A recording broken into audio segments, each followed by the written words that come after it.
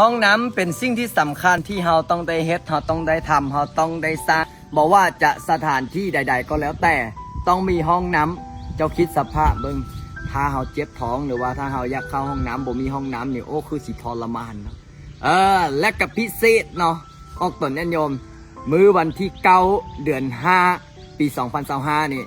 มีญาติโยมที่มีจิตศรัทธาเนาะก็จะถวายที่ดินเป็นเฮ็ดเป็นธรณีสงฆ์ซึ่งพระอาจารย์ก็เลยบอกโอ้มีญาติมีโยมถวายที่เฮ็ดวัดเฮ็ดว่าสร้างวัดสร้างว่าเป็นธรณีสงฆ์โอ้ดีอกดีใจ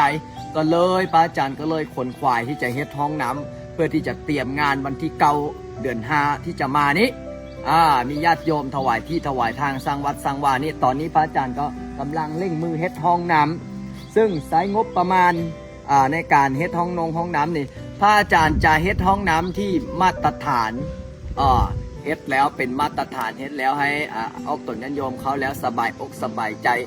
สิเฮ็ด10ห้องพระอาจารย์สิเฮ็ดห้องน้ำ10ห้องยิงซ้ายซ้ายขวา10ห้องก็คือแบ่งเป็นซ้าย5ยิง5เนาะก็ใช้งบประมาณในการใช้งบประมาณกันหลายพอสมควรนี่คิดว่าหลายแสนคิดว่าประมาณ 3-4 แสนบาทนี่แหละแล้วก็ตอนนี้พระอาจารย์กำลังเฮ็ดเสาตอนนี้กำลังเฮ็ดเสานี้พระอาจารย์คิดว่าตามช่างเขาบอกว่าโอ้เสานี้ต้นละ 3,000 บาทเสานี้ต้นละ 3,000 บาทตอนนี้ลำดับของเสาต่อไปแล้วก็ลำดับหลังคาลำดับประตูลำดับซ่วมลำดับอันนั้นโอ้ยังอีกหลายอย่างเพราะฉะนั้นแล้วห้องน้ำนี้เป็นสิ่งที่สำคัญที่ต้องได้เฮ็ดที่ต้องได้สร้างเพราะว่าวันงานวันที่9เดือน5นี่นะพระอาจารย์ก็ขอเชิญชวนเนาะหมายตาตะล่างไว้เด้อออกตนโยมเด้อมาร่วมอนุโมทนาบุญกับเจ้าภาพเจ้าศรัทธาเนาะที่บ้านนายางเมืองนาไซทองนครหลวงเวียงจันทร์รายละเอียดเดี๋ยวพระอาจารย์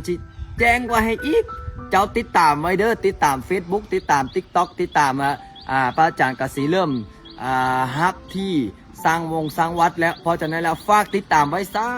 ธุผู้ใดติดตามขอให้โชคดีร่ำรวยเนาะตอนนี้ก็พระอาจารย์กำลังสร้างห้องน้ำลำดับต่อไปขอเจริญพร